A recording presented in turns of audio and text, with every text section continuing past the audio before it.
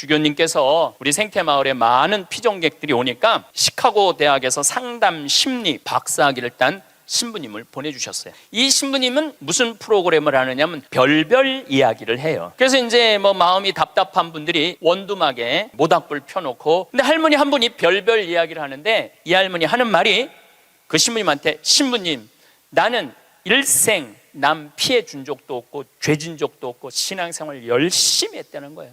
난 정말 부끄럽지 않게 살았는데 며느리가 어느 날 갑자기 자기를 보더니 야라 그러더래요. 내가 무슨 죄를 졌다고 며느리한테 그 소리를 들어야 되느냐고. 나는 억울해 죽겠다고 1시간 반을 하소연을 하더래요. 내가 그 얘기를 듣고 우리 상담 소장 신부님한테 그랬어요. 그 할머니가 정말로 모르는 게 하나 있다. 그 할머니가 정말로 잘못한 거는 오래 사는 게 잘못한 거다. 옛날에는 집안에 그 장수하는 어르신이 있으면 집안에 가문의 자랑이었어요. 근데 참 재미난 설문조사가 있었어요. 명문대학교야. 요 근처에 있는 명문대학교 학생들한테 물어봤어요. 10년 전에 부모님이 몇 살까지 살기를 원하느냐고. 근데 10년 전에 명문대학 학생들이 답을 했는데 65세. 부모님이 65세까지 살았으면 좋겠다는 거예요. 근데 또 5년 후에 또 조사를 해봤어. 똑같은 신입생들한테 부모님들이 몇 년 더 살았으면 좋겠느냐고. 그랬더니 5년 전에는 63세로 줄어들었어요. 부모님이 63세까지 살았으면 좋겠다는 거예요. 근데 얼마 전에 또 똑같은 설문조사를 신입생들한테 했더니 몇 살까지 살았으면 좋겠냐고 그랬더니 60살까지 살았으면 좋겠다는 거예요. 그런데 부모님 생각하고 자식 생각하고는 너무너무 다른 거예요. 부모님은 손자도 보고 싶고 증손자도 보고 싶고, 그런데 자식들은 다 키웠고 할 일 다 했으니까 세상은 너무나 많이 변하고 있어요. 그런데 누가 세상의 변화를 못 읽느냐면 여기 계신 50대, 60대, 70대 되신 분들이 세상이 어떻게 돌아가는지 모르고 있는 거예요. 그게 큰 문제라는 거예요. 그걸 세상이 돌아가는 걸 알면 대처를 할 텐데 세상 돌아가는 거에 대해서 알지를 못하니까 소리를 듣는 거예요. 그러니까 여러분들 며느리한테 이 소리 안 들으려면 어떻게 하면 좋아? 자식하고 같이 살 생각을 처음부터 하지 말아야죠. 왜 자식하고 같은 집에서 살아요? 그러니까 그런 마음으로 인생을 바라봐야 된다는 거예요. 제가 지난 7월 22일 날 아프리카 잠비아에 선교 봉사를 떠났습니다. 한국에서 인천공항에서 홍콩 들르고 홍콩에서 남아프리카 공화국 요한네스버그 공항에 가서 또 거기서 비행기를 갈아타고 잠비아까지 가는데 26시간이 걸렸어요. 26시간. 많은 분들은 이야 그러는데, 내가 만약에 1000년 전에 한국에서 잠비아를 갔다면은 1년이 걸려도 못 가요. 1년이 걸려도 아마 제 생각에는 가다가 죽었을지도 몰라요. 가다가. 그런데 그런 아프리카 잠비아를 저는 벌써 8번을 갔다 왔어요. 그러니까 8번을 갔다 왔다는 얘기는 지난 1000년 전 사람들은 상상도 못할 만큼 빠르게 산다는 거죠.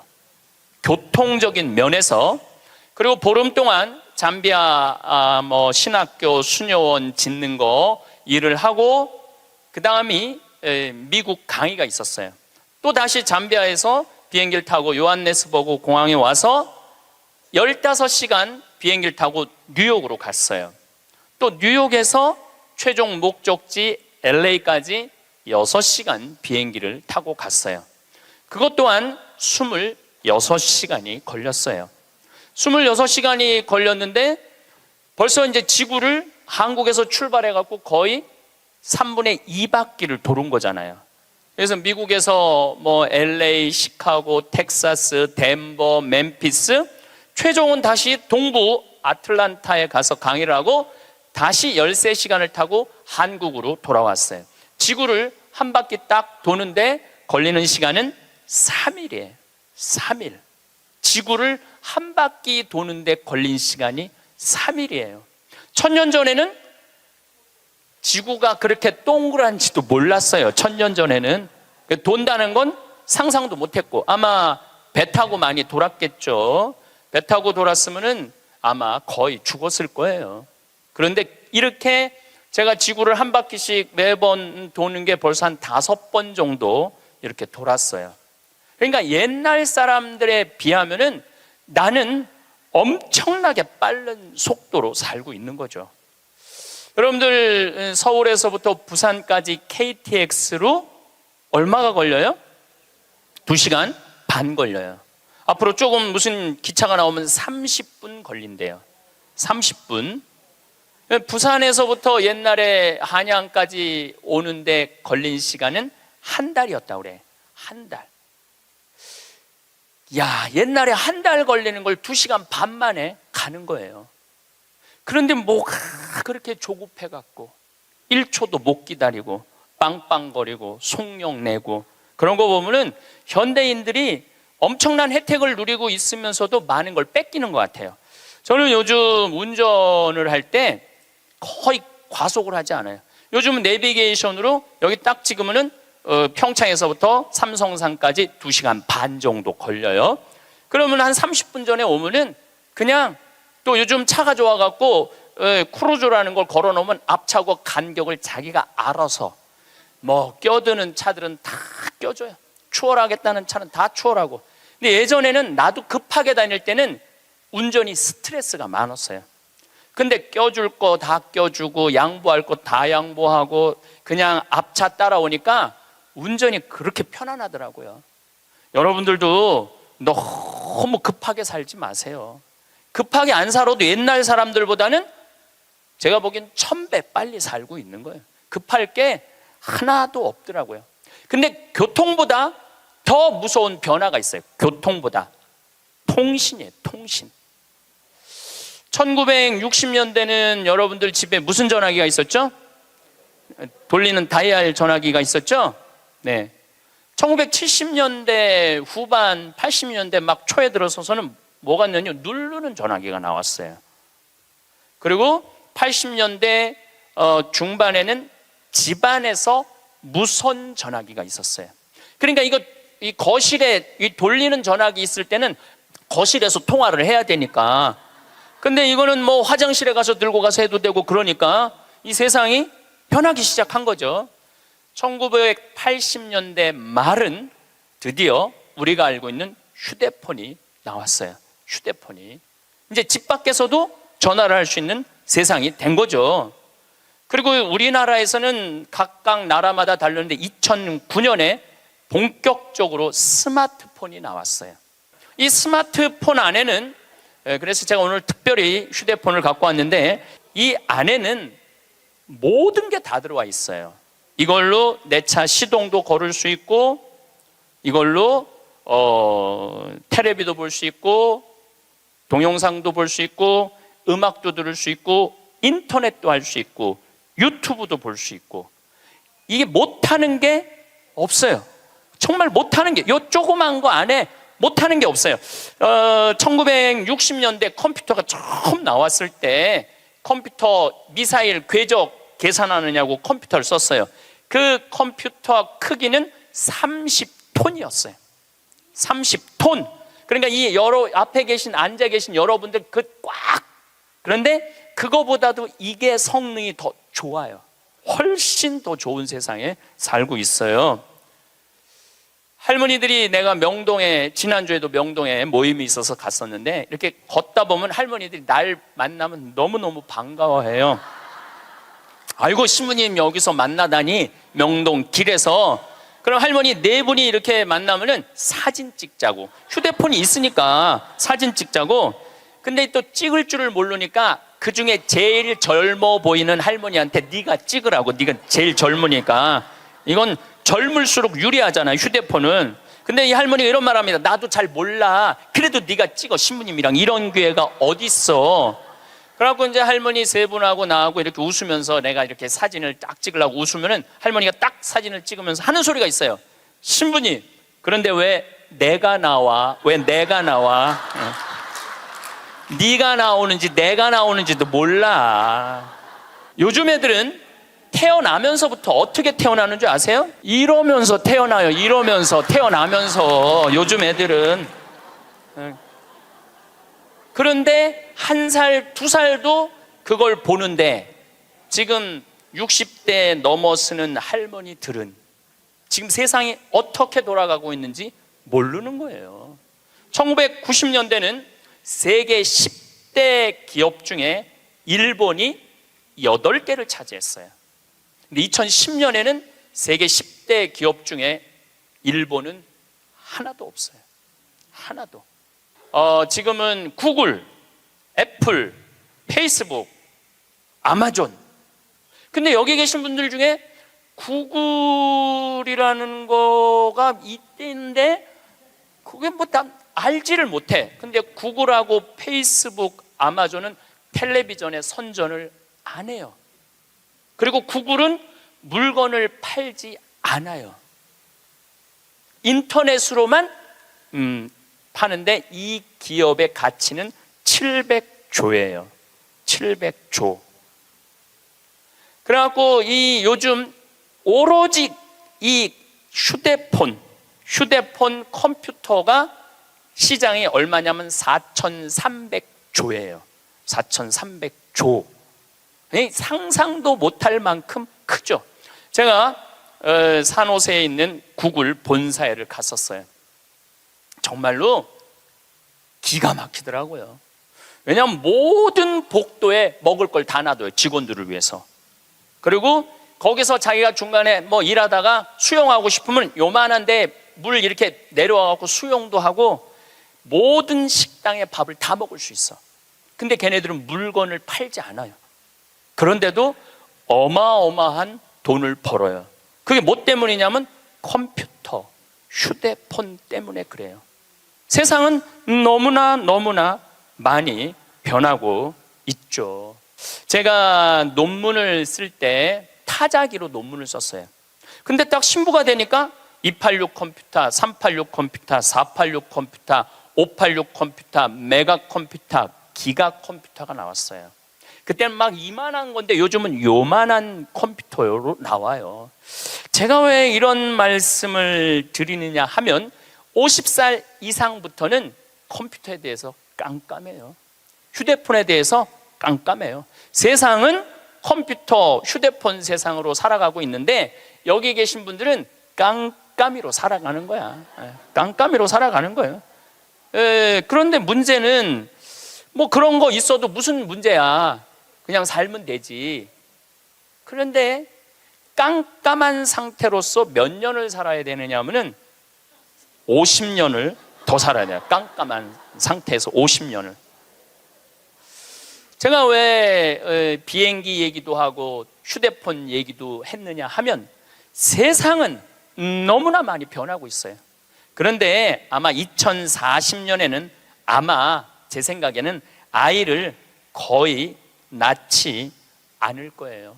2040년이 되면은 아이들을 안 낳아요. 왜 아이들을 안 낳느냐면 지금 대한민국의 애들 고통스러워요, 안 고통스러워요? 공부하느냐고 고통스럽죠? 경쟁하느냐고 고통스럽죠? 그러니까 애들을 세계에서 가장 애를 안 놓는 나라에 이유가 있는 거예요.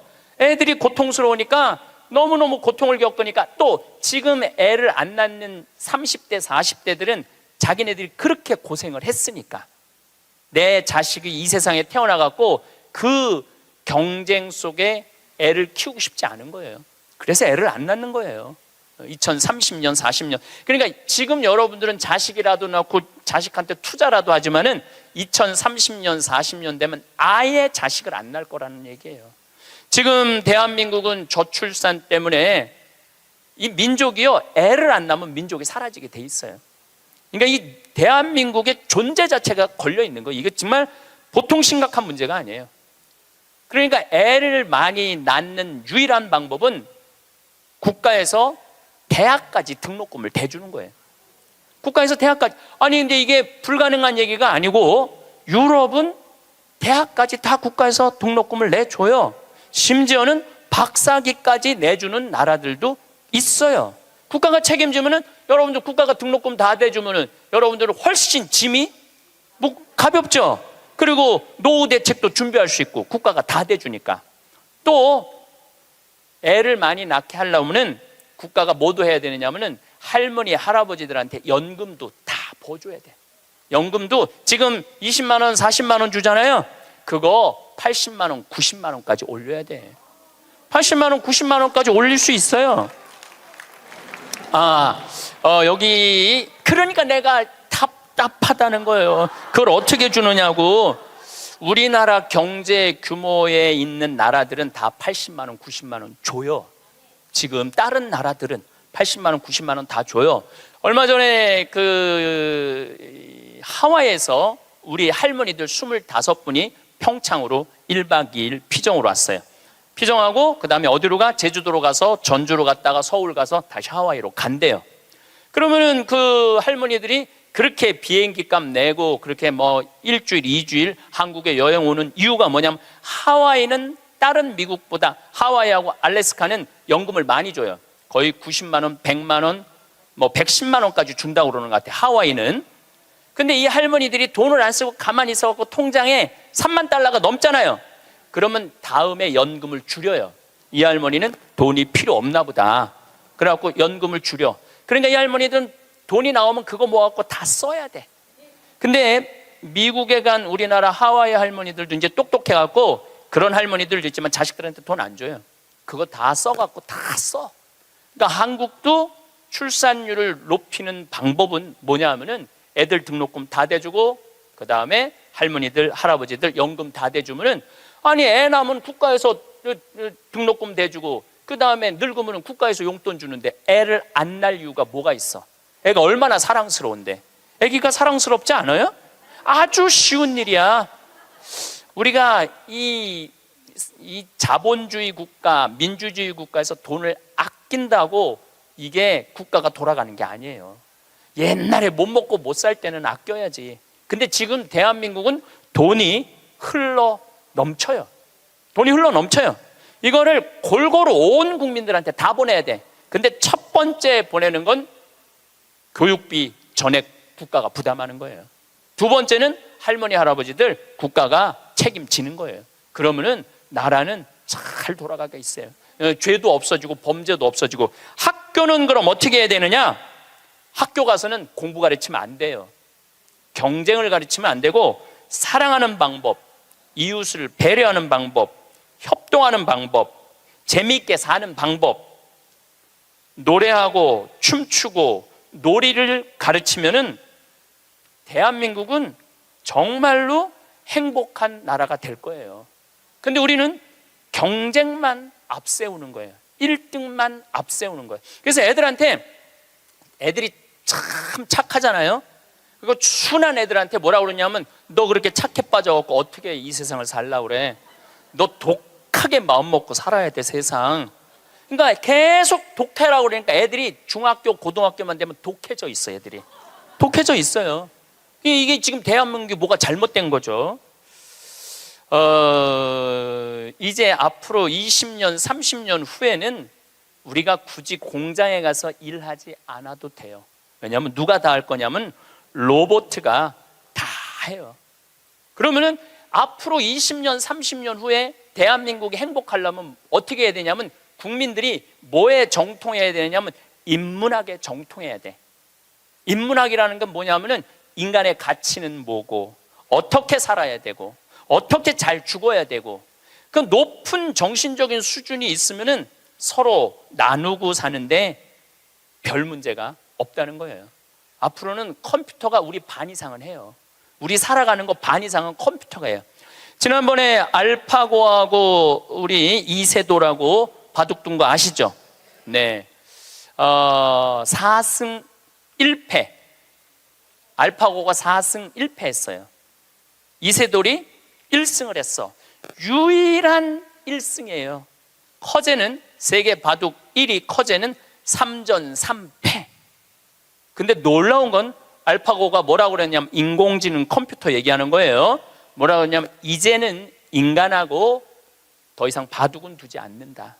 수준이 떨어져 갖고 더 이상 바둑은 두지 않는다는 거예요. 인간하고. 왜냐하면 자기 학습을 하거든. 자기 학습.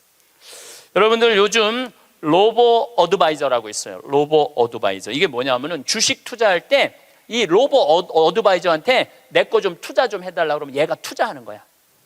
근데 이 로보 어드바이저가 투자를 하면은 평균 수익률이 3에서 5%래요. 거의 돈을 날리는 경우는 없대. 그러니까 사람이 분석하는 것보다 누가 분석하는 게 커? 로봇가 분석하는 게 큰 거예요. 그러니까 이 세상이 완전히 새로운 세상으로 넘어가는 거죠. 우리 주위에는 누구라는 인공지능 컴퓨터가 이제 들어왔어요. 우리 집에. 누구라는? 얘가 뭐를 하느냐면 영화도 보여주고 음악도 틀어주고 에어컨도 틀어주고 은행 업무도 봐줘요. 기가 막힌 거예요. 대화도 해주고 주인님 일어나시라고 그러고. 그러니까 이제는 앞으로는 제가 보기엔 2040년에 가면은 결혼도 하지 않을 거예요. 결혼도. 아이를 안 낳는 게 문제가 아니라 아예 결혼을 하지 않을 거예요. 2009년에 라스베가스에서 로봇 전시회를 했는데 록시라는 여자 컴퓨터가 나왔어요. 근데 키가 1m 70, 몸무게가 54kg. 그러니까 굳이 이제 결혼 안 해도 돼. 근데 이게 가격이 얼마냐면 1,000만 원이야. 1,000만 원. 근데 앞으로 싸기도 싸죠. 싸요. 그런데 지금 2009년에 이 전시회가 시작이 됐는데 제가 보기엔 2030년, 40년 되면은 거의 아내 역할까지 해주는 로봇가 나올 거예요. 그리고 성격도 고를 수 있대. 근데 일본에서 2015년에 무슨 로봇가 나왔느냐면 아즈마 히카리라는 로봇가 나왔어요. 아즈마는 일본어로 나를 맞아주는 아내라는 로봇이야. 나를 맞아주는 아내야. 근데 놀라운 거는 이 아즈마는 취미는 애니메이션 감상이고 특기는 계란 후라이 만들기예요. 좋아하는 음식은 도너츠예요. 벌레를 매우 두려워하지만 열심히 일하는 사람을 위해서는 무엇이든지 도와주는 영웅의 여자야. 이 여자는 아침에 여보 일어나요. 출근해야죠. 남편을 깨워요. 그리고 남편이 저녁에 나 몇 시에 퇴근할 거야. 그럼 날이 더우면 에어컨을 틀어놔요. 목욕물도 데워놔요. 근데 문제는 이 꼴 저 꼴 안 보고 죽으면 되는데 그 모든 꼴을 다 봐야 돼. 근데 그게 어떤 건지도 모르고 우리는 살아가는 경우가 너무 많아요. 이 록시를 만든 개발자의 최종 목표는 실질적인 동반자의 여자를 만드는 게 최종 목표예요.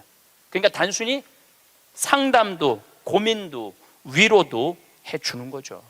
2040년이 되면은 어떤 로봇가 나오느냐면은 벌써 이제 감정을 느끼기 시작한다고 그래요. 감정을 느끼는 로봇가 나온대요. 그럼 감정을 느끼면은 뭐 이것도 연구하고 저것도 세상 책도 읽어보고 뭐 모든 요즘 빅데이터라는 게 있어요. 모든 정보를 모으는 거야. 근데 모든 정보를 모아봤더니 하느님이 있는 것 같아. 로봇가 생각해 보기엔. 그래갖고 나도 좀 세례를 받아야 되겠다. 나도 좀 신앙생활을 해야 되겠다. 그래갖고 나한테 와갖고 신부님 저 세례 좀 주세요. 저 록시가 와갖고 신부님 저 세례 받고 싶어요. 세례 줘야 돼 말아야 돼? 안 돼요? 내가 너 세례 못 줘. 그러면은 얘가 이럴 거예요. 신부님 걱정하지 마세요. 우리가 세례 주는 로봇을 만들면 돼요. 세례 주는 로봇 만들면 돼요. 이게 굉장히 복잡한 이야기인데 이게 진화의 한 과정이에요. 우리가 무슨 네안데르탈인 무슨 호모사피엔스 크로마뇽인 이게 다 진화되면서 우리가 됐잖아요. 그럼 우리가 또 진화를 해갖고 그런 DNA 조작 인간, 이 DNA 조작 인간도 제가 언제 얘기를 했냐면 1997년부터 얘기했어요. 앞으로는 DNA 조작 인간이 나올 거라고. 3D 컴퓨터 얘기는 많이 들어봤죠?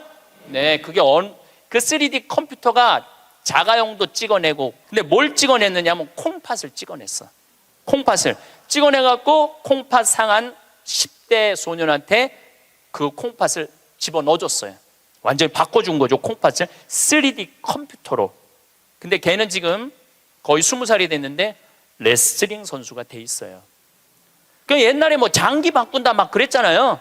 그게 이제 벌써 우리 앞에 와 있는 거죠. 제가 너무 앞서 나가는 것 같지만 지구를 3일 만에 한 바퀴 도는 세상에 우리가 살고 있어요. 지금은 4차 산업의 시대라고 그래요. 4차 산업의 시대. 1차 산업은 뭐냐면은 증기기관, 와트가 실린더 증기 막 보일러 막 끓여갖고 증기가 해갖고 실린더 피스톤 왔다 갔다 해갖고 증기기관. 그래서 증기기관 배, 증기기관 기차 뭐 이런 거 생긴 게 1차 산업이에요. 2차 산업은 에디슨이 전기를 발명했어요. 전기. 그래갖고 지금 이거 다 전기의 혜택 아니에요. 지금 우리가 전기 없으면은 한순간도 못 살 거예요. 여러분들 냉장고, 밥하는 거, 뭐 뭐든지 세탁기 다 뭘로 돌려? 전기로 돌려요. 그런데 1980년대부터 본격적으로 이제는 누구의 시대가 왔느냐면 컴퓨터 시대가 왔어요. 거기에 혁신적인 사람이 벌써 죽었지만 스티브 잡스라는 사람이에요. 이제는 컴퓨터가 이제 끝나갖고 인공지능이 와갖고 이제는 4차 산업의 시대로 접어들고 있어요. 4차 산업. 4차 산업의 시대는 우리 인간하고 DNA 조작 인간하고 그 다음에 인공지능 인간하고 공유하는 세상이 온다는 거예요. 공유하는 세상이, 완전히 새로운 세상이 펼쳐지죠. 그 며칠 전에 우리 동창 신부 25주년이라 미사 같이 봉헌을 했어요. 내가 너무너무 사랑하는 동창 신부라 분당에 가갖고, 근데 또 뭐 같은 신부님이 와갖고 얘기를 하는데 자기가 오스트리아 대사가 자기를 초청해갖고 오스트리아를 갔는데 아주 시골을 갔대요. 근데 할머니 6이서 커피를 이렇게 찻집에서 놓고 토론을 하는데 너무너무 진지하게 토론을 하더래. 근데 뭐 말을 못 알아들으니까 그 대사한테 물어봤대요. 저 지금 무슨 토론하는 거냐고. 할머니 한 분은 철학가의 얘기를 하고, 한 할머니는 음악에 대해서 얘기하고, 한 할머니는 미술에 대해서 얘기하고, 한 할머니는 지금 이 세상에 돌아가는 정치 얘기를 토론을 몇 시간씩 하고 앉아 있다는 거예요. 근데 그거는 저는 뭐 유럽을 다닐 때도 그렇고 미국을 다닐 때도 그렇게 할머니 할아버지들이 토론하는 모습을 많이 봐요. 또 자식 손자들한테도 그 깊은 얘기를 해줘요. 근데 대한민국의 할머니들을 이렇게 가만히 생각해 보면은 그렇게 토론을 할 수 있는 할머니들이 얼마나 있을까? 이거 물어보고 싶어요. 이제 그냥 밥 먹고 살고 밥 먹고 사는 세상은 지났어요. 이제 여러분들은 텔레비에서 말하는 인문학은 그 젊은 사람들 게 아니고 배운 사람들 게 아니야. 바로 여기 계신 여러분들 거예요. 그래서 인문학 강의, 근데 사실 여기 오신 분들은 아무 문제가 없어. 강의 들으러 여기 왔잖아요. 이 긴 시간 뭔가 듣는 여러분들은 정신이 깨죠. 정신이 깨요.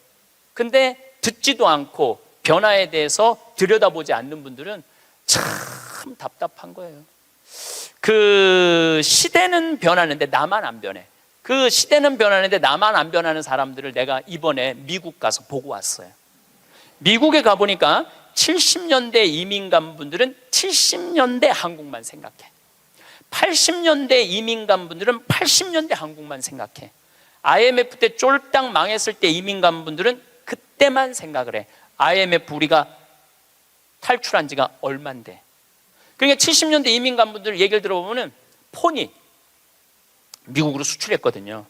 그러면 미국의 길에 서 있는 건 다 폰이라는 거예요. 그거 무슨 깡통 찌그러뜨려 갖고 폰이를 만들어 갖고 수출을 했다고 그래요. 그러니까 자기는 한국차 안 산다는 거예요. 근데 폰이 만든 지가 언젠데 아직 폰이 얘기를 해. 한국에 폰이도 없는데. 그리고 내가 우리나라 차들을 타보면은요, 벤츠, BMW 부럽지 않아요. 정말로 차 잘 만들어요. 그런데 70년대 생각만 하는 거예요. 들여다볼 기회가 없으니까. 한국에 30년 동안 안 와봤으니까 그때 얘기만 하는 거예요. 또 이번에 시카고 강의를 갔는데 시카고는 눈이 많이 온대요. 근데 이 시카고는 눈이 오면은 눈 떨어지기 전에 제설차가 기다리고 있다가 눈이 떨어지면 다 친대. 내가 강원도 산다니까 강원도는 제설차가 2대밖에 없지만은 우리는 눈 떨어지기 전에 다 친다는 거예요. 그분은 80년대 이민 간 분이에요. 제가 강원도 평창에서 살잖아요. 평창도 요즘 눈 떨어지기 전에 제설차 기다리고 있다가 떨어지기 전에 다 쳐요. 염화칼슘 뿌리고. 제가 12월 달에 매일 강의 나오잖아요. 거기 눈 많이 와요. 그러면은 새벽에 보면 다 눈 치는 소리가 들려요. 그러면은 운전하고 나오는 거예요. 그러니까 모르는 거지. 들여다보질 않았으니까. 그리고 자기가 옳다고 고집 주장을 피는 거죠. 근데 가만히 내가 미국에 이민 가신 분들을 보니까 이분들은 미국 책도 안 읽고 한국 책도 안 읽더라고. 근데 미국에 이민 간 분들이 대개 경력을 보면 서울대 졸업한 분들 많아요. 영어 할 줄 알아야지 가잖아요. 그런데도 변화에 적응하지 않으니까 못 견디더라고요. 사람은요, 끝도 없이 공부를 해야 돼요. 제가 미국에 가서 이 얘기를 꼭 해요. 우리나라는 버스를 타고 가다가 앞에 데모를 해. 그럼 버스에 뭐라고 떠요? 목적지까지 제 시간에 못 갈 것 같다. 여기 내려갖고 지하철 몇 호선 여기 있으니까 타고 가면은 될 것 같다. 그런 자막이 떠. 그리고 내가 오는 내 차 기다리는 차가 그거 전부 다 뜨죠? 예. 미국은 상상도 못하는 일이에요. 미국은. 나라가 커갖고 그렇게 할 수가 없어. 우리나라처럼 이 IT 기술이 잘 돼 있는 나라는 세계에서도 없어요. 다니면 얼마나 답답한지 몰라요. 다른 나라 다녀보면은. 저는 지금 총 60개 나라를 다녔고 미국을 벌써 뭐 10번도 더 왔다 갔다 하고 전 세계를 돌아다녀 보잖아요. 전 세계를 돌아다녀 보면 한국처럼 시스템이 잘 돼 있는 데가 없어요. 한국처럼. 요즘 이제 동계올림픽 한다고 영동고속도로 고속도로를 다시 깔았거든요. 제가 오늘도 이렇게 나오면서 이거는 고속도로가 아니야. 비단길이야. 얼마나 곱게 깔아놨는지 비단길이에요. 이런 도로를 가진 나라가 그렇게 많지 않아요. 미국도 도로 기가 막히게 잘 깔아요. 걔네들은 정말 상상도 못할 만큼 잘 깔아요. 미국 사람들. 그래도 이 영동고속도로만큼 비단길은 없더라고요. 우리나라가 돈도 많고 참 좋은 나라예요. 한 세대 만에 원조 받는 나라에서 원조 해주는 나라로 바뀌었어요. 이거는 전 세계에서 대한민국밖에 없어요. 지금 코트라 활동 대단해요. 또 제가 뭐 영남대학 무슨 많은 대학을 이렇게 다녀보면은 서울대학도 마찬가지고 무슨 각 대학마다 제3국에 있는 나라 학생들을 데려다가 공부를 시켜요. 그리고 석박사 과정. 그리고 공부만 시키는 게 아니야. 활동비, 생활비, 뭐 전세비 다 줘요. 그래갖고 여기서 공부하고 거기 가면은 집도 한 채 한대요. 그러니까 우리나라가 그렇게 지금 많이 도와주고 있는 나라예요. 원조 받는 나라에서 원조 해주는 나라로 바뀐 대단한 나라예요. 그리고 개발도상국 동남아시아 국가에서 가장 닮고 싶은 나라 1위는 어디냐면 대한민국이에요. 대한민국을 가장 닮고 싶어요. 그러니까 한국어를 그렇게 많이 배우는 거예요. 여기저기서 한국어를 많이 배우는 거예요. 아시아 국가 중에 민주주의도 1위예요. 미국이 민주주의 지수가 19위, 일본이 20위, 우리나라가 21위예요. 나는 내가 보기엔 미국보다 대한민국이 더 민주주의가 좋은 것 같아. 왜냐하면 경찰서에서 술 먹고 난동 부리고 의자 내던지는 나라는 대한민국밖에 없어요. 공무원들도 마찬가지예요. 뭐 공무원들 부패 지수가 높다 그러지만은 그 높은 사람들이고 요즘 젊은 공무원들 그 어려운 시험 봐서 통과한 공무원들은요. 오늘도 우리 이 직원이 무슨 우리 이제 생태마을 물건 허가 때문에 읍에 들어갔다 왔는데 그렇게 친절하게 설명을 해주고 도와주더라는 거예요. 근데 미국이나 뭐 유럽이나 가보면요, 공무원들이요 얼마나 고압적인데요. 기다리라고 그러면 일주일도 기다려야 되고 2주일도 기다려야 돼. 참 좋은 나라에서 살고 있는 거예요, 여러분들.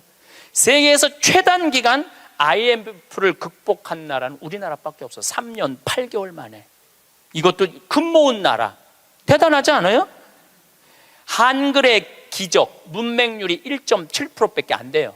98%가 글을 읽을 수 있는 나라예요. 정말로 내가 보는 대한민국은 위대하고 대단한 나라야. 그래서 대한민국을 뭐라고 부르느냐면 대단해서 대한민국이라고 그러는 거야. 대단해서 대한민국이라고. 더 놀라운 건 1970년대에서부터 2010년까지 필리핀은 국민소득이 10배 증가했어요. 필리핀이 1970년서부터 2010년까지 40년 만에. 그러니까 1970년대는 필리핀이 우리보다 잘 살았다는 얘기죠.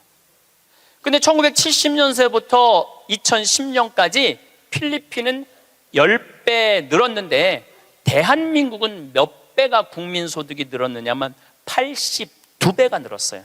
82배. 상상을 초월할 만큼 우리가 돈도 많이 버는 나라예요. 사람은 누구나 익숙한 것에서 편안함을 느낍니다. 오랫동안 해온 방식, 손에 익은 물건, 늘 다니던 길, 변함없이 이어지는 일상의 리듬. 이런 것들은 삶의 안정감을 줍니다. 마음이 흔들릴 때도 익숙한 것들은 든든한 버팀목이 되어줍니다. 그래서 사람들은 자연스럽게 익숙함 쪽으로 기울게 됩니다. 그것은 잘못된 일이 아닙니다. 오히려 지극히 자연스러운 인간의 본성입니다. 익숙함은 그 자체로 삶의 토대가 됩니다. 오래된 습관, 변함없는 일과 늘 먹던 음식, 늘 앉던 자리, 이런 것들이 모여 삶의 형태를 만들어주고 하루하루를 안심하며 살아갈 수 있게 해줍니다. 사람이 뿌리를 내리고 살아가는데 익숙함은 없어서는 안 될 요소입니다. 그런데 때때로 그 익숙함이 우리를 멈추게 합니다. 세상은 쉬지 않고 흘러가는데 나만 제자리에 서 있는 느낌이 드는 순간이 있습니다. 어제까지 당연하던 것들이 어느 날 갑자기 낯설어지고 내가 잘 안다고 생각했던 세상이 조금씩 달라져 있습니다. 그럴 때 사람들은 종종 당황합니다. 그리고 그 당황스러움을 외면하기 위해 더 강하게 익숙함을 붙잡으려 합니다. 예전 방식이 더 좋았다고, 옛날이 더 나았다고 스스로를 설득하면서 말입니다. 그 마음은 충분히 이해할 수 있습니다. 변화 앞에서 저항감을 느끼는 것은 나약함이 아니라 지금까지 지켜온 것들을 소중히 여기는 마음의 표현이기도 합니다. 문제는 그 저항감이 굳어져 벽이 될 때입니다. 벽은 외부의 것을 막아주지만 동시에 안에 있는 것도 밖으로 나가지 못하게 합니다. 하지만 그 순간이야말로 잠깐 멈춰 서서 스스로를 돌아볼 필요가 있는 때입니다. 세상이 변하는 것이 문제가 아닙니다. 변화 자체는 좋은 것도 나쁜 것도 아닙니다. 중요한 것은 그 변화 앞에서 내가 어떤 태도를 갖느냐입니다. 변화를 거부하며 문을 닫아버리는 것과 조금 낯설더라도 문을 열어보는 것. 그 선택의 차이가 삶의 질감을 전혀 다르게 만들어 갑니다. 문을 닫은 방은 안전하지만 점점 답답해집니다. 반면 창을 열어둔 방은 때로 바람이 들어와 불편하더라도 그 바람과 함께 신선한 공기도 함께 들어옵니다. 빛도 들어오고 소리도 들어오고 바깥의 온기도 들어옵니다. 열려 있다는 것은 그런 것입니다. 불편함과 풍요로움이 함께 들어오는 것, 그것을 기꺼이 받아들이는 태도입니다. 익숙함이 편안한 이유는 그것이 이미 검증된 것이기 때문입니다. 한 번 해봤고 잘 알고 있고 어떻게 흘러갈지도 대강 압니다. 그 예측 가능성이 마음을 놓이게 합니다. 그런데 삶의 많은 기쁨은 예측하지 못했던 곳에서 옵니다. 전혀 기대하지 않았던 만남, 우연히 접하게 된 새로운 경험, 별 생각 없이 시작했다가 빠져든 일, 이런 것들이 삶을 뜻밖의 방향으로 풍요롭게 만들어줍니다. 익숙함 안에만 머문다면 그런 뜻밖의 기쁨을 만날 기회 자체가 줄어들게 됩니다. 늘 같은 길만 걷는 사람은 그 길 위의 풍경은 잘 알지만 그 길 너머에 무엇이 있는지는 영영 모를 수 있습니다. 가끔은 낯선 골목으로 들어서 보는 것, 그것이 삶의 새로운 이야기를 만들어 줍니다. 변화를 받아들인다는 것은 자신을 포기하는 일이 아닙니다. 지금까지 살아오며 쌓아온 경험과 지혜를 버리라는 말도 아닙니다. 그것들은 여전히 소중하고 앞으로도 삶의 든든한 기반이 됩니다. 변화를 받아들인다는 것은 그 기반 위에 새로운 것을 하나씩 얹어가는 일입니다. 낡은 집을 허무는 것이 아니라 그 집에 창문을 하나 더 내는 일에 가깝습니다. 창문이 생기면 빛이 들어오고 빛이 들어오면 방 안의 풍경이 달라집니다. 같은 공간이지만 전혀 다른 느낌이 듭니다. 변화는 그런 것입니다. 있던 것을 째는 것이 아니라 있던 것을 더 밝고 넓게 만들어 주는 일입니다. 그리고 그 빛 속에서 전에는 보이지 않던 것들이 보이기 시작합니다. 오래된 것의 아름다움도 새로운 것의 가능성도 함께 보입니다. 배움이라는 것도 그런 의미에서 바라보면 전혀 다르게 느껴집니다. 많은 분들이 배움을 학교에서 하는 일, 어린 사람들의 몫으로 생각하는 경향이 있습니다. 하지만 실제로는 그렇지 않습니다. 배움은 나이와 아무런 관계가 없습니다. 오히려 살아온 경험이 많을수록 배움은 더 깊어질 수 있습니다. 같은 내용을 접하더라도 살면서 겪어온 것들이 바탕에 깔려 있으면 그 내용이 전혀 다른 방식으로 와닿습니다. 단순히 새로운 정보를 받아들이는 것이 아니라 자신의 삶과 연결지어 이해하게 됩니다. 그것이 진짜 배움입니다. 지식이 머릿속에만 머무는 것이 아니라 가슴 깊은 곳에서 울림이 되는 배움. 그런 배움은 삶을 더 단단하고 풍요롭게 만들어줍니다. 새로운 것을 배우려는 마음은 삶을 살아있게 만드는 힘이 있습니다. 무언가를 처음 해보는 설렘, 조금씩 나아지는 기쁨, 몰랐던 것을 알게 되는 순간의 환함. 이런 감정들은 삶의 생기를 불어넣습니다. 몸이 숨을 쉬어야 살 수 있듯이 마음도 새로운 자극과 배움을 통해 살아 숨쉽니다. 배우는 사람은 나이에 상관없이 늘 현재에 머뭅니다. 지나간 것을 붙잡고 있지 않으며 아직 오지 않은 것을 두려워하지도 않습니다. 지금 이 자리에서 지금 가능한 것을 배우며 살아갑니다. 그 자세 자체가 삶을 앞을 향해 열어놓는 것입니다. 배움은 목적지가 아니라 방향입니다. 어딘가에 도달하기 위한 것이 아니라 살아가는 방식 그 자체입니다. 배움은 반드시 거창한 것일 필요가 없습니다. 전에는 몰랐던 식물의 이름을 하나 알게 되는 것, 늘 지나치던 동네 골목의 어떤 가게를 처음 들어가 보는 것, 잘 모르던 분야의 이야기를 귀 기울여 듣는 것. 이런 작은 배움들이 쌓이면 삶이 조금 더 넓어집니다. 세상을 바라보는 눈이 조금 더 다양해집니다. 하나를 더 알게 될 때마다 세상은 이전보다 조금 더 흥미로운 곳이 됩니다. 그 흥미로움이 삶을 앞으로 나아가게 만드는 은근한 힘이 됩니다. 오늘 알게 된 한 가지가 내일 또 다른 무언가와 연결되고 그것이 또 다른 것으로 이어집니다. 배움은 그렇게 스스로 이어지고 넓어집니다. 의도하지 않아도 열려있는 마음 하나로 삶은 계속 풍부해집니다. 물론 새로운 것을 받아들이는 일이 언제나 쉽지는 않습니다. 익숙하지 않은 것 앞에서 느끼는 어색함, 잘 안 될 때의 답답함, 혹시 내가 너무 뒤처진 것이 아닐까 하는 불안감, 이런 감정들은 자연스럽습니다. 누구에게나 있는 감정입니다. 중요한 것은 그 감정이 들더라도 포기하지 않는 것입니다. 처음부터 잘하는 사람은 없습니다. 모든 능숙함은 서툴렀던 시간들을 통과해서 만들어집니다. 서투름을 부끄러워하지 않는 것, 그것이 오히려 용기 있는 태도입니다. 서툴다는 것은 아직 배우는 중이라는 뜻입니다. 이미 다 안다고 생각하는 사람은 더 이상 배우려 하지 않습니다. 반면 아직 모른다고 인정하는 사람은 계속해서 앞으로 나아갑니다. 그 겸손함이 배움을 가능하게 합니다. 겸손함은 스스로를 낮추는 것이 아닙니다. 세상이 내가 아는 것보다 훨씬 넓고 깊다는 것을 받아들이는 태도입니다. 그 태도를 가진 사람은 어떤 상황에서도 무언가를 얻어갑니다. 살면서 쌓아온 경험과 생각은 분명 소중한 자산입니다. 수많은 선택을 하고 다양한 상황을 견디며 때로는 넘어지고 다시 일어서며 쌓아온 것들입니다. 그 모든 것이 지금의 여러분을 만들었습니다. 그것을 가볍게 여겨서는 안 됩니다. 하지만 그 경험이 모든 것의 정답이라고 단정하는 것은 또 다른 이야기입니다. 내가 살아온 방식이 옳았다고 해서 다른 방식이 틀린 것은 아닙니다. 세상에는 다양한 삶의 방식이 있고 저마다의 삶에는 저마다의 이유가 있습니다. 내가 걸어온 길이 소중한 만큼 다른 사람이 걸어온 길도 그 사람에게는 그만큼 소중합니다. 그 소중함을 서로 인정할 때 비로소 진정한 대화가 시작됩니다. 자신의 생각을 고집하는 것과 자신의 생각을 신뢰하는 것은 다릅니다. 자신을 신뢰하는 사람은 다른 의견을 들어도 흔들리지 않습니다. 오히려 다른 의견 속에서 새로운 관점을 발견하고 그것을 통해 자신의 생각을 더 단단하게 만들 수 있습니다.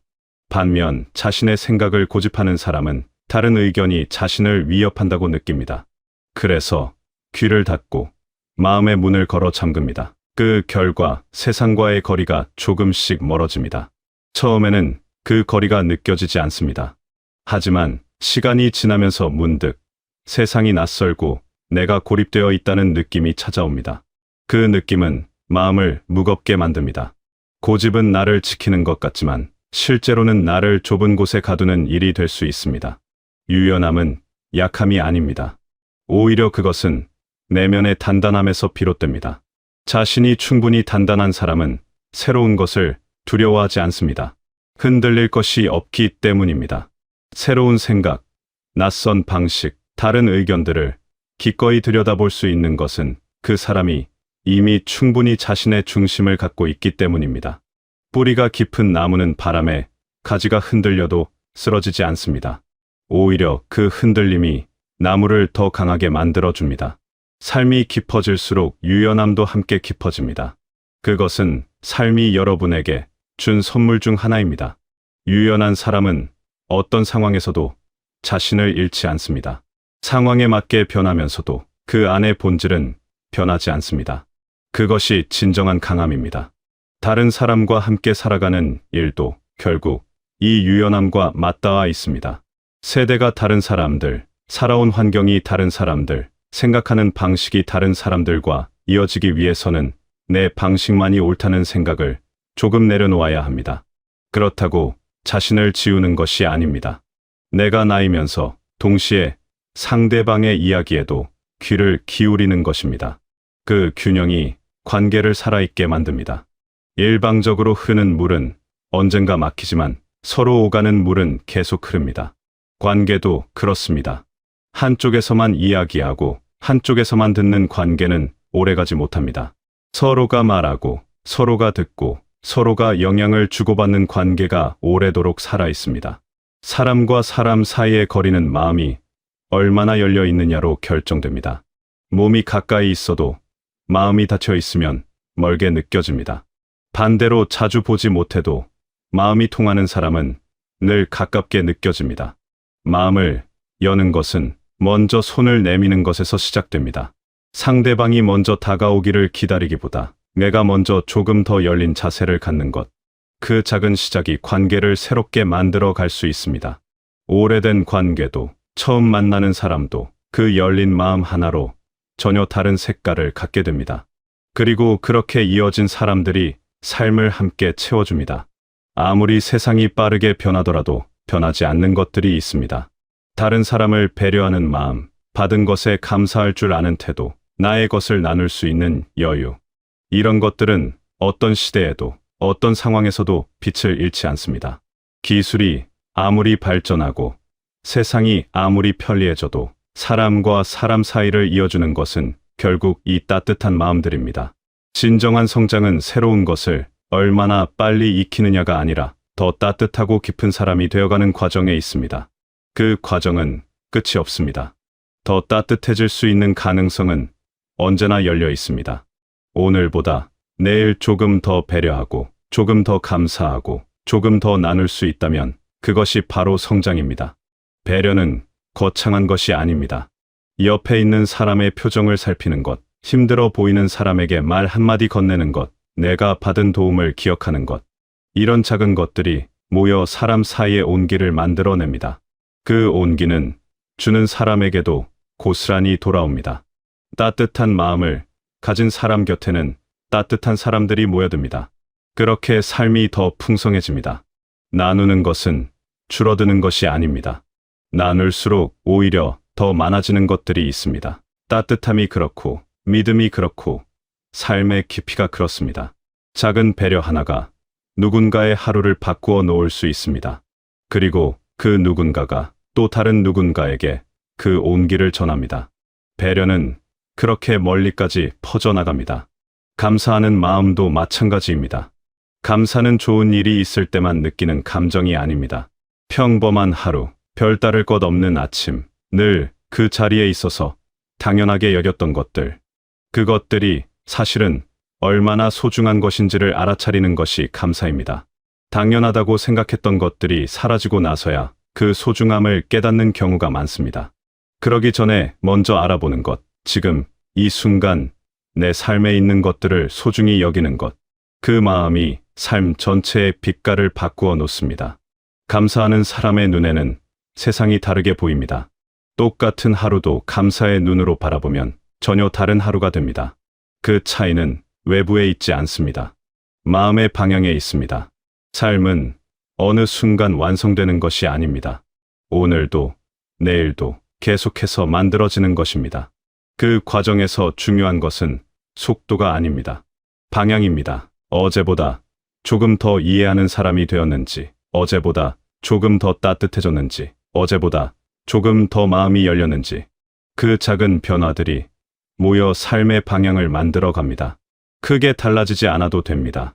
극적으로 변하지 않아도 됩니다.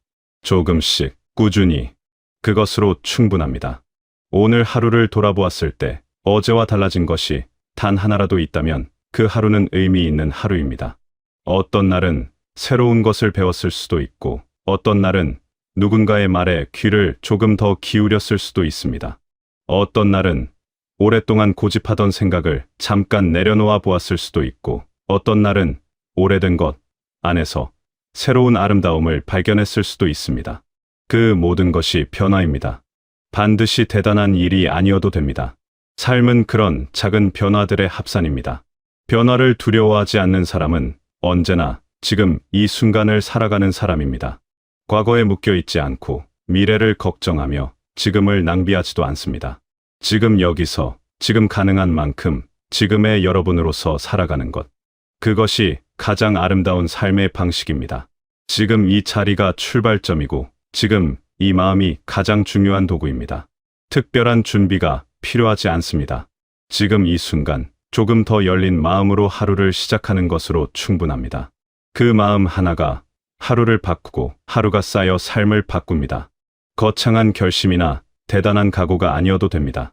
지금 이 자리에서, 지금 이 마음으로 조금 더 열려 있는 것. 그것이 전부입니다.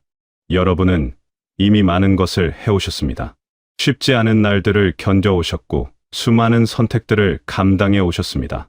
기쁜 날도 있었고, 무너질 것 같은 날도 있었습니다. 그럼에도 불구하고 지금 이 자리에 서 계십니다. 그 자체가 대단한 일입니다. 그 모든 과정이 지금 여러분을 만들었습니다. 그 삶은 충분히 가치 있고 충분히 아름답습니다. 앞으로도 조금씩 배우고 조금씩 나누며 살아가시는 여러분의 하루하루가 따뜻하고 충만한 시간으로 가득 채워지시길 바라겠습니다.